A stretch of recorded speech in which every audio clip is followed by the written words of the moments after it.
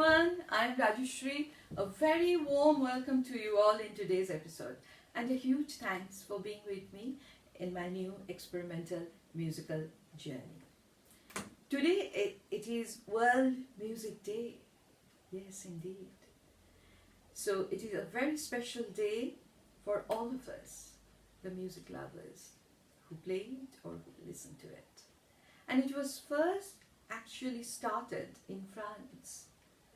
And if you all remember that in my last episode, we actually traveled back to the later half of the 19th century, Paris. We stepped into the house of Mallarmé, the great French poet.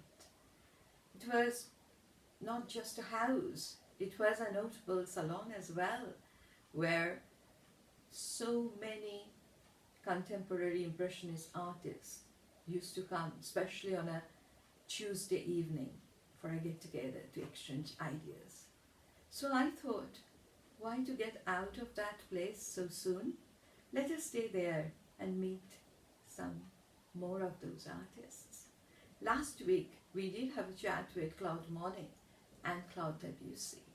But we knew that other than them, Paul Verlaine, the poet, Mallarmé himself, then James Whistler, the painter, they all used to come there. And today I'll tell you about some more regulars. Renoir, the great French painter, Manet, Degas, among the writers, W.B. Yeats and Oscar Wilde. They all used to be there. And today I have decided to celebrate one of Renoir's painting. And I chose one painting which is quite significant in Renoir's life in terms of this was the first painting which got acceptance in the Salon society. Because Renoir was struggling financially a lot, because not only him, Impressionist movement had just started then. Their paintings were getting refused by most of the salons. So without the success of this painting and finding the patrons who helped him hugely financially, it would have been really difficult for Renoir to continue his Impressionist journey of painting. The name of this painting is Madame Charpentier and Her Two Children. I actually found a little cushion a couple of days ago where this painting is actually exhibited. And I found it quite cozy because it is this painting. I'll just hold it in front of you all to have a good look at it. You can all see that Madame Charpentier is sitting in a cozy room with her two children, and the younger child called Paul, he's actually sitting beside Madame Charpentier, and the elder daughter Georgette is actually sitting on top of the family dog, who is having a cozy snooze. And this particular setting is in their holiday home in a place called Pourville.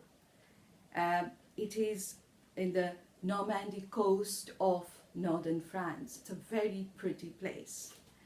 And Madame Charpentier and her husband George, they had a family holiday home there. And Renoir in 1878 visited that place and painted this picture. They painted this piece. Right, now coming to the music. Yes, I wanted to make it a bit unique and exciting this week. So I traveled back farther, even farther, and I am in 1720s, in the 18th century now. Yes, Johann Sebastian Bach, the father of Western classical music, actually gave two notebooks where he wrote quite a few beautiful compositions of his own and other composers. And he gave it to his second wife, Anna Magdalena, for her to play. Bach had 20 children, so you can imagine in the house, Anna Magdalena must be so busy with everything in the house. But through these musical pieces, we get a glimpse into the domestic music of 18th century and the test of Bach's family, the musical test of Bach's family. Because among those 20 children, there were quite a few very renowned composers in future. But Bach actually gave Anna Magdalena two notebooks. One he created in the year 1722. In that particular notebook, all the compositions were created by Bach himself. But the one in 1725, he included composition of other composers, which we didn't know about till the year 1970, when the musicologist actually did a thorough research and came up with that and found out that this particular one, which I am going to, from which I have taken the inspiration, I actually borrowed quite a few melodic fragments, rather the main tune, that is a minuet in G major. It was composed by Christian Petzold, one of the very renowned composers of Baroque period music. And this particular score, minuet in G major, the tune was taken by a pop group called the Toys in 1965 for their own musical piece, and that is one of the most popular one at that time in UK and America. It is called A Lover's Concerto, and it was again it was taken in a movie in Hollywood called Mr. Holland's Opus in future, and it became again highly popular among the lovers of pop and rock music. So there we could see a connection between these two era music, pop with Baroque. So this is again a challenging job, because the music of these two era are very different. I'm talking about Baroque and Impressionism music. As we know through my last episode, that Debussy's grammar were completely different from Bach's grammar or Petzold's grammar, the Baroque grammar. So just before I go ahead and play the music which I have created, I cannot take the credit for it, because I have borrowed the tune from this particular score, and then I have incorporated this impressionist musical style. I'll just give an example of a metaphor which will help all of you to understand it better, I think. If you all think about a manor house right in front of you, which has got beautiful pillars, beautiful rooms with a great aura around it actually, and That particular manor house, I would call it as a Baroque music. The pillars are like tight harmonies. The rooms are, the beautifully decorated rooms are the elaborate melodies with ornamentations. And maybe there is a music room where is a grand piano and the lady of the house is playing it. We could hear that coming. So if you all just think about that as the Baroque music, and then if we look at the outer boundary of the ground of that manor house, and we could see a thick band of fog and mist together, and whenever the fog lifts, we could see there is a French chateau far away from that boundary.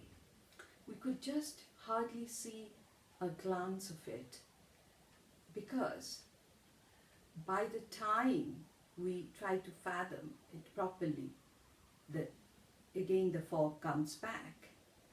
And that chateau, and if we look at the chateau, if we try to have a glimpse at the chateau, to me, that is Debussy's music. A music of illusion. Yes, whole tone scales, ambiguous tonality, unresolved chords. But there is also a music room from where a faint tune might be coming. But it is sort of, we are in a dream. But the Baroque music is quite a prominent music. As I think Debussy said, that I want the pianist to penetrate into the notes. I want the piano should sound like an instrument without hammers. And he always used to prefer Chopin's subtle tone and light touch over the bold tones of Baroque period music. So the musical composition I have made for all of you, kind of sitting at that outer boundary of that manor house, half of it you could see and half of it is covered by fog and mist. The bit you could see, that represents Baroque music, Bach music, Petzold's music, and the bit you can't see, that is Impressionist music, Debussy's music, Ravel's music. With that, I will play it for all of you. Let me know how you all think about it. And I must acknowledge, this whole project, I discussed it with my wonderful teacher again, Mr. James Willingham, and he's the one who told me about this beautiful piece, Minuet in G major. I did play it in the past, but bringing it together would have been very difficult for me, even to choose which to take from the Baroque era.